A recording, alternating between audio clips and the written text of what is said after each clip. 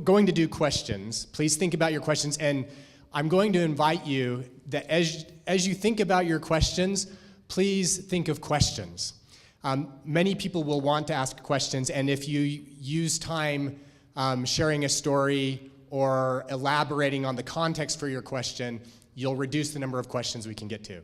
So please think in advance about what your question is and ask your question when it comes your turn to go up to the mics. Before we take the questions, though, I want to start by doing two things. Number one, thank you. You guys are extraordinary, and I think everybody here agrees with that.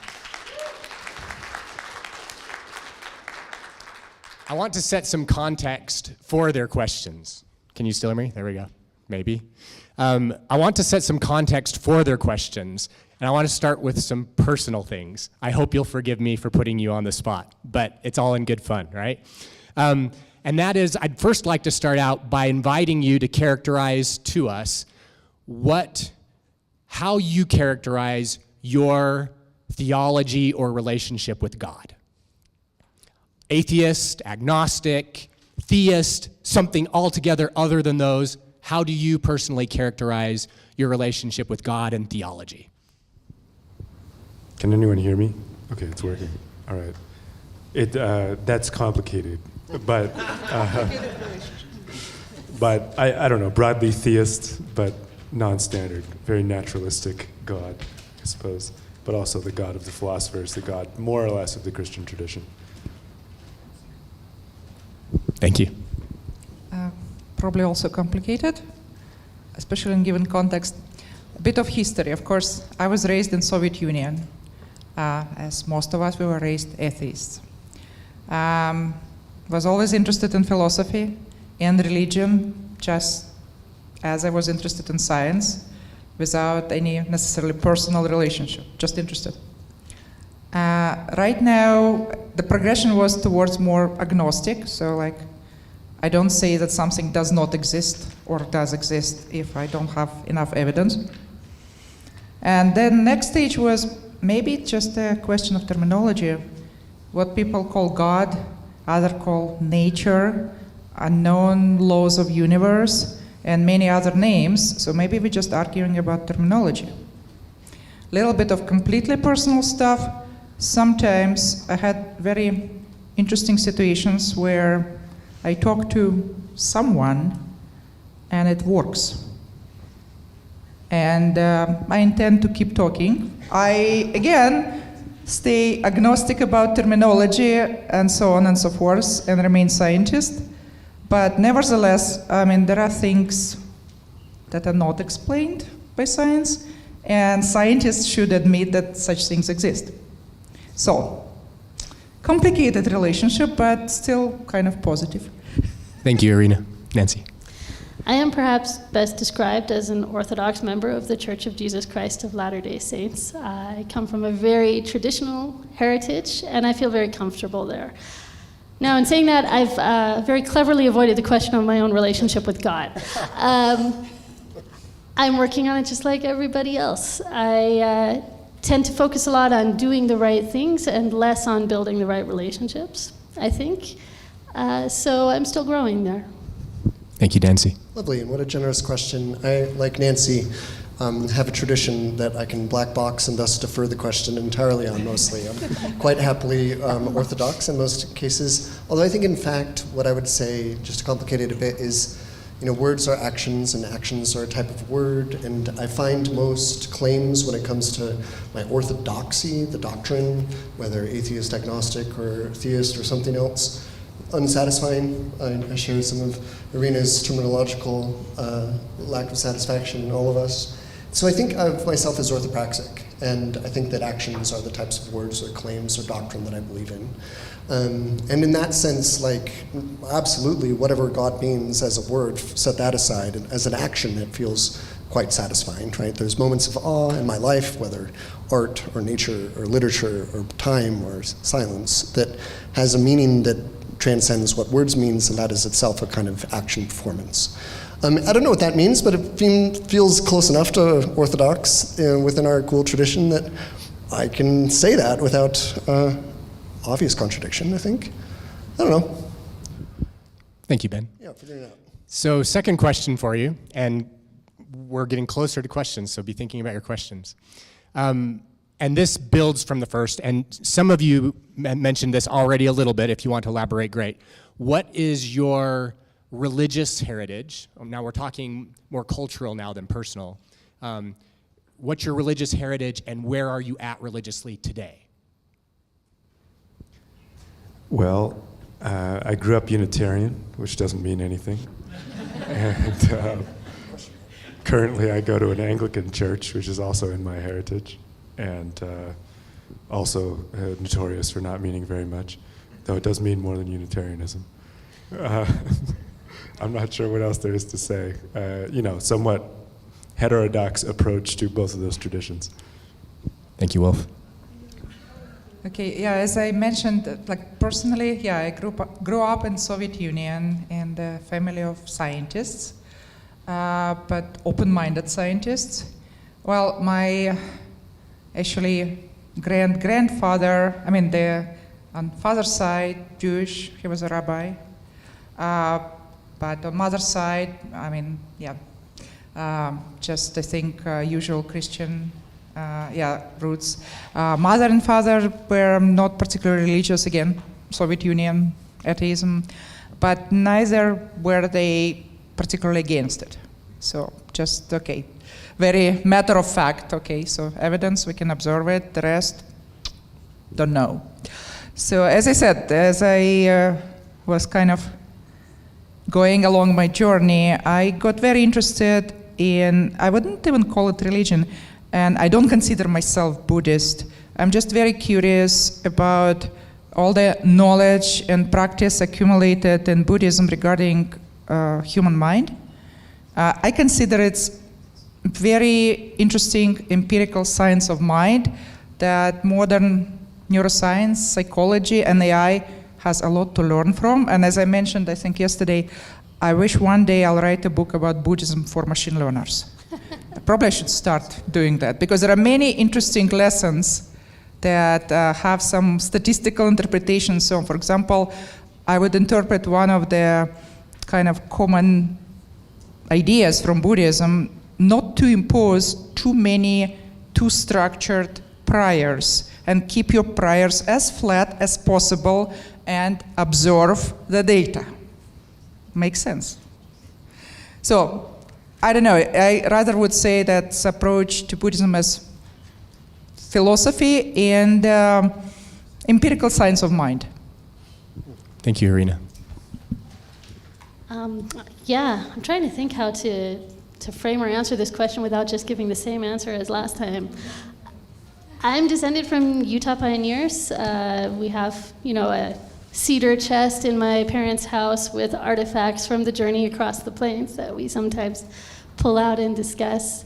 I am also the daughter of a convert to the church, and I grew up in California, where church culture is a little different than in Utah. So there are some variations there. I found it a very warm and comfortable way to grow up. Possibly because I was a girl who loved tech during the affirmative action era in California. Everybody patted me on the back just for doing what I liked doing anyway. It was really great. Where I am today is moving to Christ. The best way I know how. Thank you, Nancy. Again, generous questions, hard ones. What can I say? I can say that I'm descendant from a long line of LDS pioneers who tend to produce, the joke is people who work the hardest they can to find how to make their lives even harder, right? And as a consequence kind of produce general authorities or heretics or occasionally both, and those are my very favorite. And that's a silly way to put it, but I also really value the fact that I'm a child of a convert, and in some ways inherit this wonderful North Dakotan farmer, not quite pagan, but naturalistic, worldview, maybe with a little, church on Sunday afternoon. And that that works quite well. I think that's a comfortable space. I grew up in Iowa City. I'm used to being a minority Mormon, and that works quite well for me. It allows me a kind of license and freedom to think and argue and disagree and be who I think I am. And I actually living in Oklahoma the last 13 years has been interesting because I'm surrounded by people who are often more overtly and practicing more Christian than I am in the Bible Belt, right? And that's both humbling and awe-inspiring and also really hard because there's a fair amount of anti-Mormonism there. I've lived in Iowa and then both coasts, and in most of those places Mormonism is just like whatever, you're a Zoroastrian and a Jewish person and a Mormon walk into a bar and it's all fine. But in Oklahoma, it's a thing, because I think the evangelical culture is a little bit too close. What was the last question? Where am I religiously? A Sunday school president and orthopraxic. It's hard, it's good, it forces me to be part of a community, it makes me realize there's more things at work than I see. It does good socioeconomic work sometimes. It's good for question asking for me. Yeah. Thank you, Ben. Let's stretch you guys in the other direction now. Those first questions may have been maybe a little bit more stretching for some of us who aren't Mormon. These next questions might be a little bit tougher for people who don't as strongly identify with, say, transhumanism. And here's the first of the two questions. Do you think, and some of you talked about this in your talks a little bit, so maybe it'll be just putting it into a nutshell to get context for the questions that are coming. Do you think, in a nutshell, that we are going to develop AGI? And why? In a nutshell, not the long version, the short version. Are we going to develop AGI, and why or why not? That's complicated, but more yes, it's possible. We might be close. The engineers are working around the clock on it. They might succeed. Nothing is guaranteed. Thanks, Wolf. Okay, I remember the second slide in my deck after the intro slide. It was definition of AGI, the elephant and a blind man defining it. So I hate to ask question, response to question, because it depends on your definition. Yep. Just like with God. Yep. All depends on definition. Your definition. My definition. So as I was saying again in my presentation, so I wanted to stick to more kind of based definition. So, well, it's called artificial general intelligence. General has certain meaning. Let's stick to that meaning. By general, indeed, like, well, OpenAI kind of definition. So highly multitask generalizing system, orders of magnitude better than what we had just a few years ago. Seems like we are on the way there, although particular way we're doing it right now may or may not be the way. I'm pretty confident that getting to AGI will happen. I don't know whether it's going to be like an asymptote or it's going to be phase transition. Actually, I don't know. It could be the second one if the compositionality hypothesis holds. Like once you accumulate enough of building blocks, then everything else can be well approximated by recombination, then it's phase transition. Then the singularity. So singularity may follow from the standard collection of PCA components of the world. So I'm pretty confident it will happen. I don't know about, like, whenever people ask about timelines, I mean, there is this whole bunch of people guessing timelines, changing timelines, posting on Twitter that Ajay Kotra just pushed her AGI timeline earlier, or Paul Christiana moved it there, and like, I don't know, I mean, it's very subjective probability territory. So the answer is, with high probability, yes. The question, what exactly it's gonna mean? Is it gonna be what people think traditionally, like one super intelligent agent, or just gonna be a population? Like, as I kept saying, did you ever see intelligence develop in isolation? There was also always population of animals, population of people, population of intelligent entities at certain level. It's probably going to be some population. and intelligence of the elements and population will be increasing, and most likely, I think it will be some symbiotic kind of group of agents and people increasing their intelligence kind of interchangeably. So I think that will be probably most interesting, quite realistic, and maybe practical way to building AGIs. So you basically include them in the society, you teach them, they will teach you, they will teach each other, we will teach each other. So it's all complex dynamical system of intelligent agents with different substrate of intelligence, but who cares? Thank you, Irina. Nancy. I have seen nothing that precludes the possibility. I have been dreaming about it ever since I was 10. In fact, my first award-winning short story involved computers that had bootstrapped their way to self-will and intelligence and then What's the name so people can look it up? It's called The Breath of Heaven. It was a high school writing contest, so just look at the other ones. The computers did indeed kill all the colonists and start their own society. Yeah, I don't know where that takes us. I'm honestly kind of annoyed that we're so close to AGI, apparently, right now, because now I can no longer dream about it in peace. I have to think about real-world consequences, and I can't just imagine all the magical, wonderful things without conceiving that I might bear responsibility for some of the other things. But it's an exciting time to be here. It will be an adventure. Thank you, Nancy. Ben. Lovely, Nancy. I look forward to reading that. That sounds cool. High school writing for the win. So I suppose I would say, if we mean it in like a AGI in the most cosmological sense, no.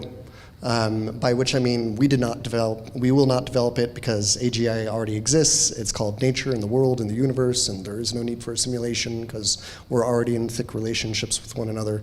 That's the kind of like base cosmology position. We didn't do it, but it's already intelligent in general. But I think if we wanted to do a more like a definitions game, I think the way I would think about it is, let's do artificial, general, and intelligence. So I think, does intelligence exist? Sure. Yes. What about artificial? I want to say with Walter Ong, a really interesting Jesuit priest and media theorist, that there's nothing more human than artifice, which I think is a quite lovely line, or artificial, and that in particular, while this is not unique to humans, intelligence has always been artificial. Like what you and I are doing are learning, remember how hard long division was in 4th or 3rd or 2nd grade if you're in the Soviet Union, right? It was rough. That's artifice, that's convention, that is hard discipline. So is grammar, so is learning a language, so is the hard, humbling work of being in relationships with one another. So in that sense, intelligence has always been artificial. Now, what I trip up about actually is the question of general. In my view, artificial intelligence is almost always particular, and the highest forms of intelligence are particular. They don't reconcile, they don't generalize. I think this is lovely and good. Here's my pluralistic worldview, the cosmology that welcomes lots of things at work. So for example, like, we were thinking about, there's an earlier question about how do we reclaim and empower minorities, right? So Sylvia Wynter, a really interesting black feminist critic, is totally fascinating, not just because she is herself a black woman, right? But she also is that, and that like provides a certain performative power to her critique. But what's really interesting about her intelligence is, insert some particularity here, she knows a lot about Spaniard history. And so when she talks about like the intersections of what it is to be black and queer and a woman in the modern world, she's able to port it through the slave trade and the transatlantic experience and the Transamerica experience, right? She has particularity that gives her critique, her view, her perspective, her intelligence general value. And so I think I want to imagine a world which happens to look a lot like this one, but could look otherwise, and could look even better, in which intelligence is artificial, and it's our own, and it's very particular. And one of the best ways that we can adopt and generalize particularities is to welcome and earn our own, and to share them and help them with others. So that like level of not trying to generalize, I think, is necessary to think about these types of questions. Here's an example. NLP, natural language processing, has the same problem. We're not talking about language generally. We're talking about English. there's 10,000 languages, and maybe a few thousand of them are alive in the world. But the numbers of languages that we can run NLP on are, 3, 4. There's English, Mandarin, Chinese. I disagree. Well, you show me a power curve, and I'll agree that in practice, English is dominant, and that there's going to be, there's going to be Mandarin, there's going to be Russian, there's going to be Spanish. There's other ways that we can arrive at this. But if you want trillions of, well-populated, rich, growing data sets, you need to lean into where you have, and that's okay. It just means that we begin with a world that's differentiated. It's not a general language. It's existing languages. It's not Aztec, right? Or a forgotten language that we invented in middle school. Adamic. Yeah, or Adamic. Yeah, but the particulars are useful here.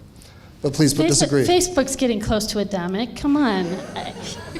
Yeah, I think I may be disagreeing with a different point than the one you were making. I do agree that treatment of language in AI models is very stratified, all the way down to the level of tokenization. It takes like twice as many tokens to represent a sentence for ChatGPT in Arabic as it does in English, meaning that functionally the context window available for Arabic speakers is smaller than the context window of information available to the AI model for English speakers if you're using like a standard monolingual model. There are language-specific models. There are machine translation systems. I believe they have 200 to 200 languages. They are pretty bad at the low-resource languages. They are pretty good at the high-resource languages. But even the low-resource languages, I find it pretty impressive. I'm not unimpressed. I'm just saying that it's not general. It's stratified. Yeah. It is What about stratified. Cohere's recent model, highly multilingual? Yeah. Yeah. Not general. As to tokenization, come on, the byte level transformers are coming. Tokenization will be out of window. Another bitter lesson. Yeah. Tokenization, too much linguistic structure imposed. I mean, just like again, what's being thrown away one by one is all the stuff that requires too much human involvement and effort.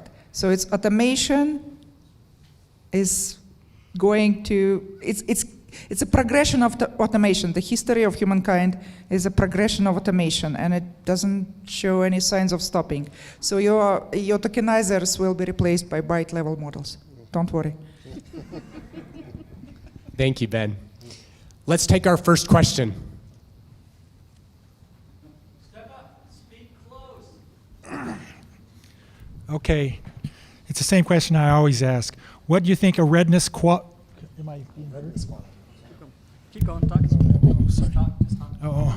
What do you think a redness quality is, and a subjective redness quality is, and do you think once we objectively discover and demonstrate that, will that play a key part in understanding the way humans compute, think, and feel? Can I get a definition of redness quality? When you look at that patch, when I put on my screen, a redness quality, you experience redness.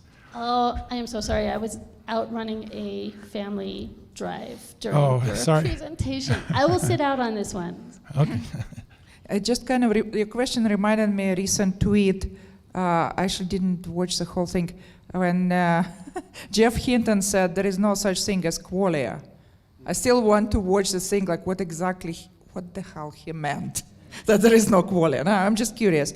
So that's because, your perception of redness, which is, by the way, different for different people, especially, say, if you're daltonic and you do not differentiate between red and green, then perception is different, right? So what is redness? Yeah. I don't know. I've thought about this one for like 10 years. But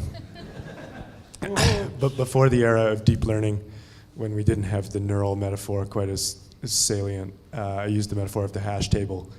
If you hash a bunch of sense data into categories, you get these irreducible symbols that are then compared within the hash table or whatever algorithm you're using.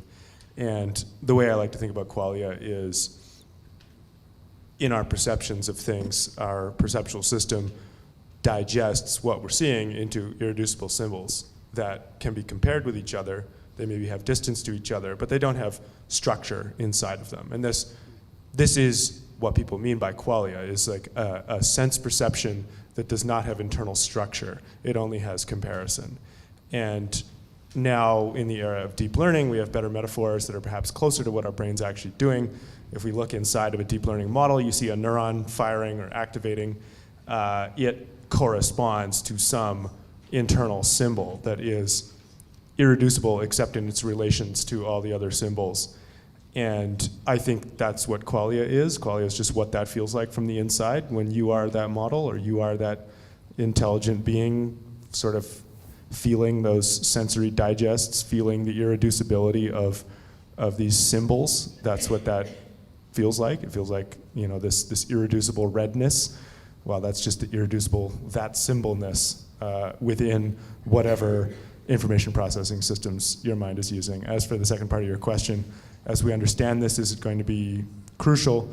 I think maybe it's going to be the other way around. As we build more and more advanced systems that pick up more and more of the behaviors that we regard as being unique to us or constituting our intelligence, we will come to see an external model that we can understand that accounts for what we feel internally. And so all of our feelings and qualia and so on will become things that we can understand by mechanical example, rather than only having the subjective experience of them. So. Just briefly, first philosophy course I ever took at BYU asked the question, what is redness? And it became very clear to me that there are like tens of thousands of pages written in analytic philosophy that do not answer the question.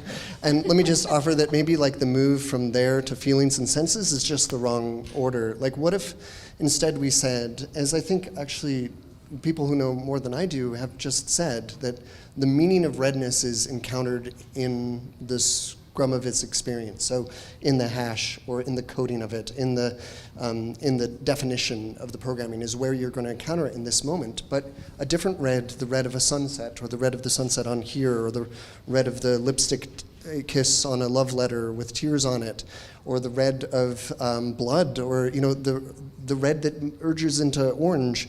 All of these reds have meaning not because they belong to redness, some Platonic generalization, but because they were encountered in the scrum of experience. And that's where you can begin, and that's where we end too, right? Like the particularity of AI is its intelligence.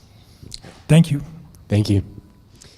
All right. Yeah, we're still doing great on time. So if by the way, if you have a question that you're going to want to ask, I recommend you get in line, because at some point I'm going to ask people not to get in line anymore, just so you know. Go ahead, Randy. Imagine that you're the CEO of a company, a horrible corporation, that has developed the most influential AI in the world, and you have $1 trillion, and you are asking yourself, how do I bias my programming for a particular alignment versus another one? And I come in as your chief ethical officer and say, you've asked the wrong question. You need to ask how you can bias it toward contestation of alignment with no final answer. Would you tell me that's a cop-out? I've got to come to an alignment decision. Which way would you go? How would you think about it? If I was an evil CEO, I would optimize the model for the bottom line exclusively and only. That would be the alignment. If I was an ethical CEO, now the question gets really dicey. I don't quite see a very clear dichotomy between evil and ethical CEO. No, seriously. Yeah, I agree. Plus, often, like once you become CEO, by definition, some will see you as evil. So, what else is new? But okay, so I think it's back to the question.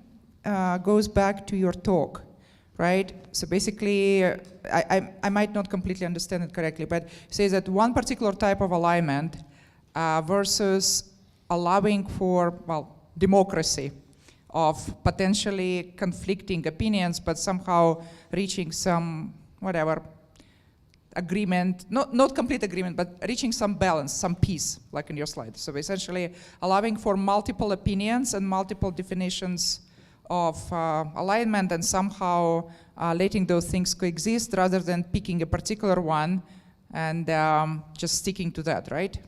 So what would you do? I mean, again, I think, first of all, the smart CEO should really ask researchers. But whenever you were telling this story, I was wondering if you really think about Sam Altman and Ilya Sutskever having this conversation, literally last November. No, I mean, I think smart CEO, whether evil or not, will probably understand that if he goes for one particular alignment, it will not end well for others and eventually for the company. So probably would go for the multi-headed alignment system, which somehow need to maintain this equilibrium. How? That's a good question. Yeah, in terms of the how, if you stick with existing technologies like constitutional language models, then it would involve some democratization process on the chosen alignment objectives specifically. What will this model have as its priorities? What will the training data look like that is used to fine-tune it towards a specific alignment? And so you could imagine something akin to our democratic process, but related to how are we as a society going to attempt to align these models? What are their priorities going to be? If you want to think visionary past existing technologies, I'm trying to decide if I should get visionary, but I guess I already started. I dream of two things. And by dream, I mean sometimes also have nightmares, but I'm fascinated by the possibility of two technologies. One is the ability to do what humans do, which is to sometimes have a transcendent moment where your whole world shifts from one essentially training example, right? I listened to a talk once, and my whole world is different. An existing language model does not have that capacity. You can give it the talk 500,000 times, and then its world will be different. But it won't happen from one experience, because we don't have the capacity in the parameters of the model to have any event reach in and change the numbers that make up that model's computational structure. So I dream of figuring out how to do such things, giving models such a capacity. I also dream of having a way to simulate the effect of mirror neurons in humans. A mirror neuron reacts the same regardless of whether you're watching someone else do something or whether you are experiencing it and performing that action yourself. And I, perhaps in my ignorance, I associate that possibility with things like empathy, with things like the ability to do perspective taking, with the ability to have theory of mind. And I feel like if you combine those two things, then there is a possibility through natural interaction of all of the humans on the planet with a language model to effect this type of contested alignment. I think I have solution to your compassion problem. Roughly. Little bit of, yeah, I should definitely let you look. So, okay, so there was a talk earlier during lunch, and I mentioned work by Michael Levine. Long story, I mean, he's brilliant biologist who was previously a computer scientist, and the gist of it, like basically studying the intelligence, adaptation, memory in morphology of simple organisms like flatworms, and essentially reprogramming them to achieve new attractors in the kind of the space of the kind of solutions to this complex dynamical system, like two-headed worms that are viable and keep like reproducing and so on, by merely tweaking the like ion channels and changing the connectivity patterns between the cells, so you can basically reprogram organism to take different shapes and like all kind of crazy stuff. But where it also relates to your compassion question, so here was the thing. So basically we had a long discussion with Michael back 2019 after his New Ribs talk, and he was also mentioning his approach to cancer and so on. So the idea was like communication across cells, bioelectric communication, that's where the magic happens. It doesn't have to be neural network, it's just like bioelectric kind of biological network, lower layer. So if communication changes, then everything changes, the shape of the organism and the properties. So nothing genetic changes, just all epigenetic. So one example was cancer. So one theory is that when the cell stops properly communicating with its neighbors, And essentially it starts acting as a unicellular organism for which historically, if it's unicellular, everything else environment, you eat the environment, right? So the theory was every self, from cell to a group of cells forming organ, to the organism formed from these organs, and to group of those organisms as a population, and so on and so forth. At every level of the self, the same kind of objective functions to survive and thrive. The question is what's the scale to which objective function is applied? Space-wise, is it like single one, or is cell now part of the organ and takes it into account by communication? If communication is cut, it reverts back to smaller scale. And time-wise, like if the cancerous cell reduces the time scale of its objective, then eventually it kills the organism, but it will die because of that. It's just like if the time scale reduced, it doesn't understand that. So the idea was, and then I kind of continued on that okay, so you probably may want to have a weighted combination of the objective function at different spatial and temporal scales, from the individual to whatever size of the group you want. If you take it to infinity, you got your Buddhist universal compassion. So we agreed with Mike that, okay, we have theory of Buddhism. But yeah, that's a technical way of solving your compassion problem. Yeah, that could, I don't know, I'm stuck on the technical details of how do you get reward signal back from all the people on the planet. But other than that. You sample. But once you've got it, you can optimize, yeah. Yeah, but basically you just keep, instead of your reward function, objective function, you have similar at different scales. Then the question is how to assign the weight. Because you cannot assign 0 weight to yourself, because, well, you just cease to be, trying to protect the organism. You cannot assign vice versa, then you become cancerous. And the wisdom to know the difference, right? Yep. The weight assignment, the regularization weight assignment problem. Wolf? Yeah, as you may be able to tell from my talk, I've thought about this question as well. I'll play the part of the evil CEO. You can't hear me, okay. Okay. I was going to say, I will play the part of the evil CEO here, or the advisor to the evil CEO. So here's what you do if you have $1 billion or $1 trillion and a super powerful AI. So the first thing to notice is that money actually isn't all that valuable at that scale if you can't buy the things that you want. So the question is, what community are you a part of, and does it have the internal economy to produce the things you actually want to buy?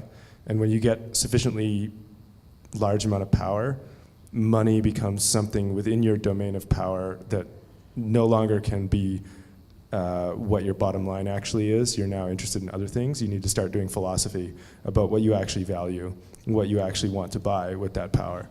And the next thing you need to notice is what Irina was talking about, which is what's the scale of the self? What's the scale of the community that you find yourself embedded in? Is it just the company, or is the company not sufficiently large to be sovereign and interesting? So you have this problem of the internal plurality.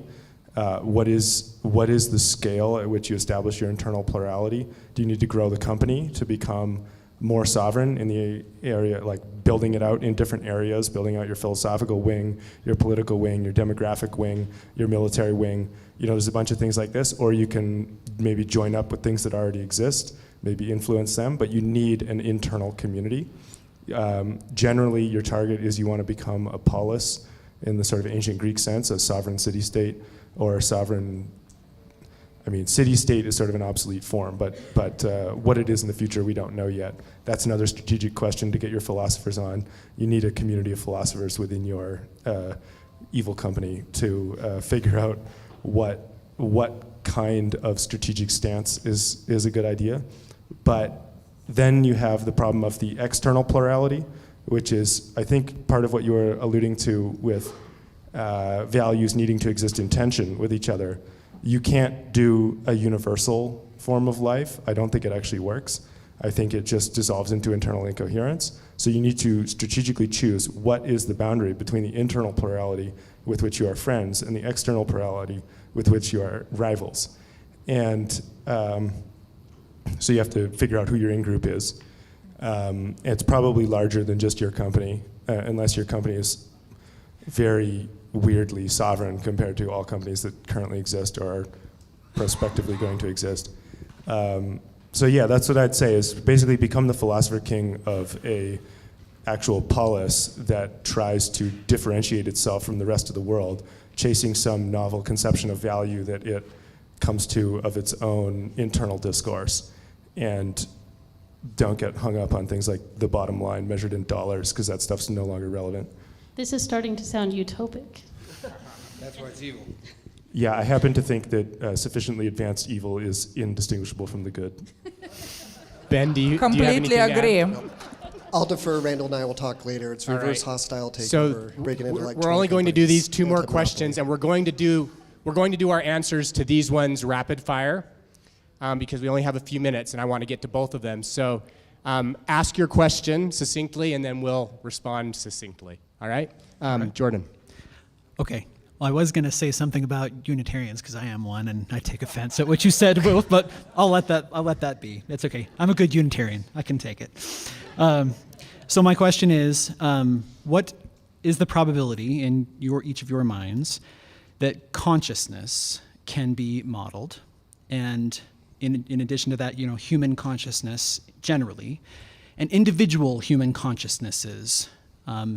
And if you think that is possible, like greater than 50% probability, how important would that project be to you personally? Interesting question. You should have invited Yoshua Benjo to talk about consciousness. I can Take give your a best quick shot. answer. I think consciousness is a sort of a inherent property of life and or intelligence. You can't really get rid of it. It's not separate from those processes. Anything that's living is conscious in some sense. The things that are more conscious are maybe more living or have a more advanced form of life. So the question isn't necessarily how do you model consciousness, but how do you construct life? And I think constructing life is a very interesting problem. I've got 4 kids. That's my version, but maybe we'll build other things. Thank you. I don't know. I would again start with the same question, but you're going to hate me about the definition of consciousness. Because again, it really, just like a few other loaded words we mentioned earlier, it means different things to different people. Use your definition. But again, like from neuroscience perspective, you can define the person or animal kind of being conscious or unconscious. When animal or a human is conscious, they do pay attention to environment. So in a sense, attention can be proxy of consciousness or something like that. So, but here is a good question. I mean, if there are several functional properties of consciousness that a being who we would call conscious exhibits, if your system does the same thing, so if functionally you're like, okay, if you're a philosophical zombie, do you really care whether you have any qualia or consciousness, or for all practical purposes, you act as if you're conscious? So I think I would be okay with philosophical zombies, but probably not everybody would be. Thank you. My definition of consciousness is heavily entangled with my definition of spirit. As such, I would have to hold the position that consciousness comes from God.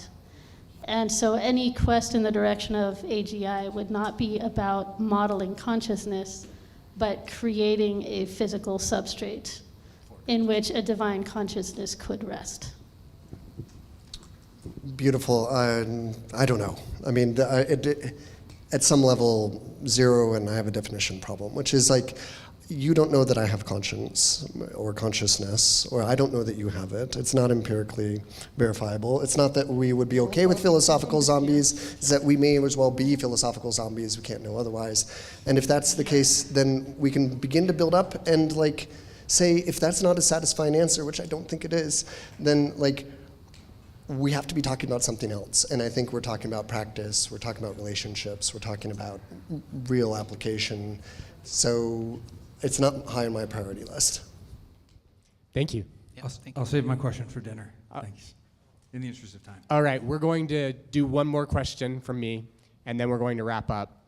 Here's the last question. Can you hear me all right? Seems like I can't hear myself. All right, here's the last question. If your teenage self, if you had the opportunity to talk with your teenage self right now and tell them, hey, listen, someday you are going to give a presentation at a conference for the Mormon Transhumanist Association, how would that teenage self have reacted?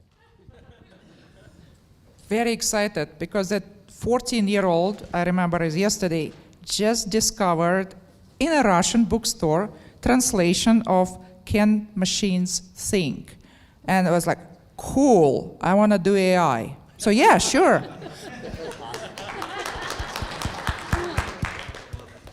I'm going to dispute the premise of the question. How many people have seen The Kid, the movie The Kid? There's this scene in that movie, it's a fabulous movie, it's one of the best scripted movies I've ever seen. There's a scene in there where two people are talking and one of them says, you know, if I had a chance to go back and talk to myself, I'd just say everything's gonna be fine. Don't you worry about a thing. Meaning she wouldn't try to give her past self advice or give her past self information, you know, just let things go the way they did. There's also a Star Trek episode that deals with this same question when Captain Picard has a heart attack. But anyway, I just wouldn't tell her. You wouldn't tell her? I wouldn't tell her. I love it. I'll be brief. I would just, I also Zen delight and reflection, and I might say that, you know, don't worry too much about the Mormonism or the transhumanism. Enjoy the association, right? Which I think is the most meaningful community and reality and practice that anyone could hope for, and yeah, that's meaningful. I think my teenage self would say, that's interesting, what's that? But wouldn't be surprised once explained. But I would also say to my teenage self, buy Bitcoin. Excellent. Thank you all so much for being with us. We feel truly honored. Thank you. Thank you for inviting us.